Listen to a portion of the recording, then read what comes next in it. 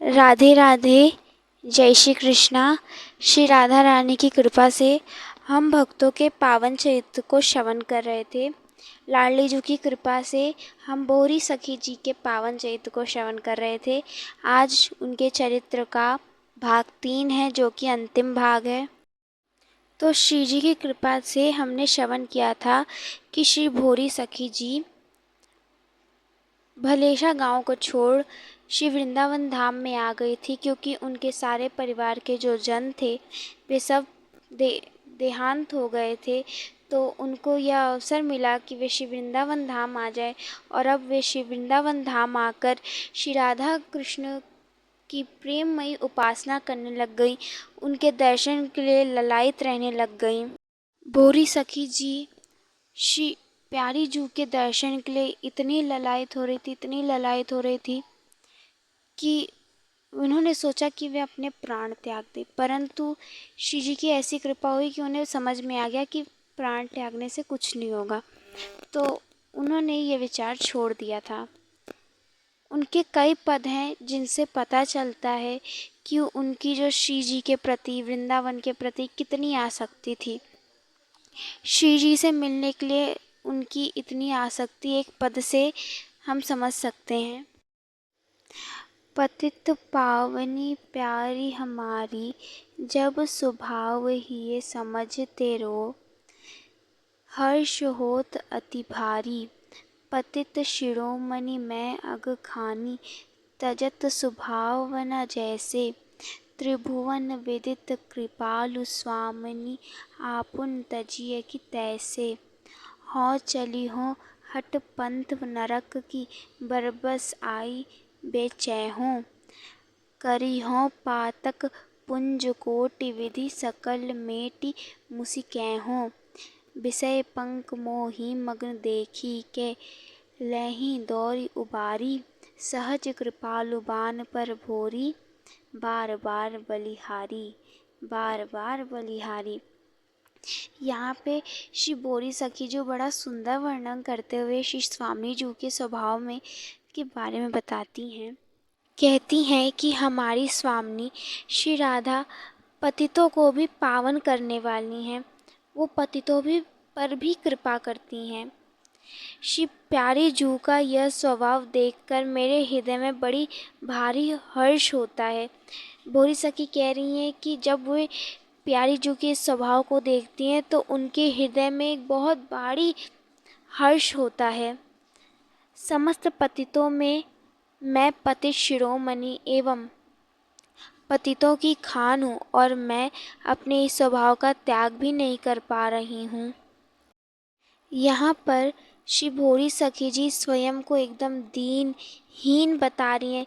वे स्वयं को पतित कह रही हैं, और तीनों लोकों में यह विदित है कि आप कृपालु हैं, और आप भी अपने इस स्वभाव का किसी भी परिस्थिति में त्याग नहीं कर सकती हैं। श्री स्वामी जी अपनी इस करुणामय स्वरूप को, इस पतितों को पावन करने वाले स्वरूप को कभी त्याग भी नहीं सकती हैं। मैं तो हठ पूर्वक नरक के पथ पर चल रही थी, परंतु आप आकर मुझे बचा लेती हैं। मैं पतित अपने स्वभाव के कारण बार बार पाप करती चली जा रही हूँ, परंतु आपका जो स्वभाव है, आप मेरे उन पापों को बार बार मिटाती जा रही हैं, और उस पाप को मिटाकर आप मुस्कुरा देती हैं। विषय सुख में मुझे मग्न देखकर आप मुझे तुरंत हाथ पकड़कर उबार लेती हैं। श्री स्वामी जी कितनी कृपालु हैं एवं विषय संसार से मेरी रक्षा करती हैं। श्री भोरी सखी कह रही हैं कि हे कृपालुता की राशि श्री प्रिया जू, श्री प्यारी जू, आपके इस कृपालु स्वभाव पर मैं बार बार बलिहारी जाती हूँ आपके इस करुणामय स्वरूप पर। श्री प्रिया जू हैं ही इतनी करुणामय, इतनी दयालु कि वह ऐसे ही कृपा बरसाती चली जाती हैं पतितों पर। ऐसे सुंदर सुंदर पदों की रचना श्री भोरी सखी जी करती जा रही हैं, और कई विरह के पद भी श्री भोरी सखी ने गाए हैं। ऐसे ही एक बार भोरी सखी जी की व्याकुलता इतनी बढ़ गई, विरह इतना बढ़ गया, श्री जी को से कहने लग गई, आप कब मुझे दर्श देंगी। ऐसे रोते रोते रोते रोते रात हो गई। रात का समय हो गया। जो श्री भोरी सखी जी थी वह पूरी भीग चुकी थी, अपने अश्रुओं से पूरी भीग चुकी थी। रात का समय था। वे तब के समय भी क्या कह रही हैं, हे प्रियाजू, मुझ पे कृपा करो और मुझे दर्शन दो, मैं आपके दर्शन की लालसा करती हूँ। ऐसे भोरी सखी जी प्रियाजू से बार बार कह रही थी, रट रही थी। अब प्रियाजू कृपा कैसे नहीं करेंगे अपनी प्रिय सखी पर। उन्होंने कृपा की। क्या किया, भोरी सखी जी ऐसे कुंज में बैठे हुए ये कह रही थी। फिर क्या हुआ, शिवप्रियाजू पीछे से आई और कही कि हे भोरी सखी, तू किसकी बाट जो रही है, मैं तो यहाँ हूँ, मैं तो यहाँ आ गई। जब श्री भोरी सखी जी ने पीछे मुड़ के देखा तो क्या पाया कि गौरांगी श्री राधे उनके समक्ष हैं। जैसे ही श्री प्रियाजू के दर्शन किए, दर्शन करते ही जो नेत्रों से अविरल अश्रु बह रहे थे वो और बहने लग गए। वो भी आनंद के अश्रु थे, वो अश्रु बहने लग गए। और श्री प्रियाजू से वे आग्रह करने लग गई, हे प्रियाजू, अब मुझे यहाँ नहीं रहना है। हे प्रियाजू, आप मुझे अपने साथ लेती जाइए। हे प्यारीजू, मुझ पर इतनी कृपा करिए कि मुझे भी अपनी सखी मंडलों के जन्म में ले लीजिए, मुझे अपनी सखी बना लीजिए। हाँ, मैं पतित हूँ, परंतु आप तो पतित पावन है ना, आप तो कृपालु हैं। ऐसे भोरी सखी कहने लग गई। अब इतना भोरी सखी कहेंगी तो क्या श्री प्रियाजू चुप रहेंगी, क्या वो कृपा नहीं करेंगी। उन्होंने तत्क्षण कृपा की। उस वक्त श्री भोरी सखी जी की जो आयु थी वो 42 वर्ष थी, वो अल्पी आयु में थे। उस वक्त श्री प्रियाजू ने भोरी सखी जू का हाथ पकड़ा और अपने संग श्री भोरी सखी जू को निकुंज में ले गई। अब यहाँ पर श्री भोरी सखी जू का निकुंज में आगमन हो जाता है अल्पायु में ही। 1932 में आषाढ़ शुक्ल षष्ठी के दिन वे शिवप्रिया जू के महल में चली जाती हैं। इस प्रकार उनका जीवन हुआ। जब ब्रज के लोगों ने सुना कि जो रोने वाली सखी थी प्रियाजू की, वो देहांत उनका हो गया, वे शरीर छोड़ के चली गई श्री प्रियाजू के निकुंज, तब सबने बड़ा दुख व्यक्त किया। सब दुखी हुए कि श्री प्रियाजू की बड़ी प्यारी सखी थी। इस प्रकार श्री भोरी सखी जू को श्री प्रियाजू अपने संग निकुंज लेके गई और उन पे इतनी कृपा की प्रियाजू ने। तो भोरी सखी जू द्वारा रचित कुल 600 पद हमें प्राप्त होते हैं, जो कि प्रेम की पीर नामक ग्रंथ में संकलित हैं।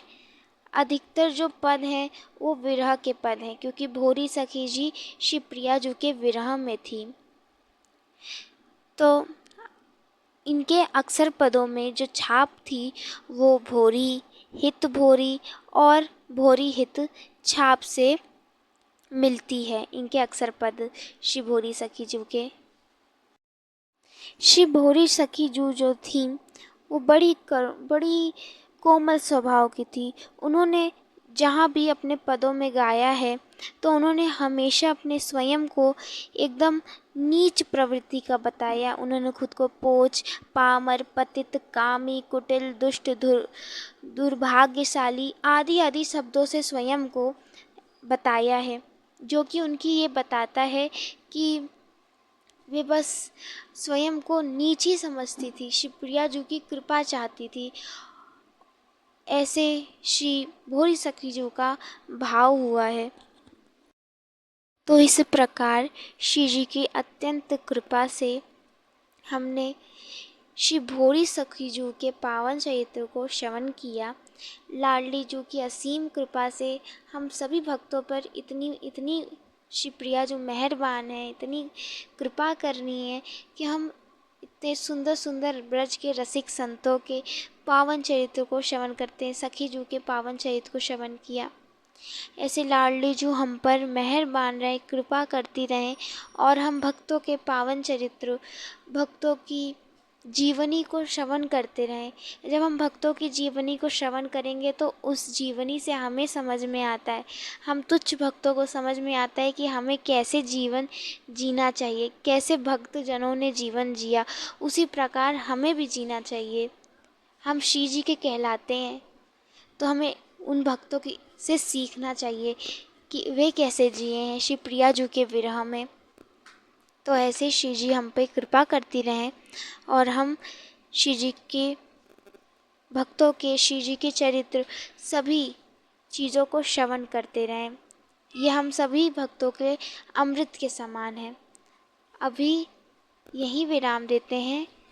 तब तक के लिए आप सभी भक्तों को राधे राधे, जय श्री कृष्णा।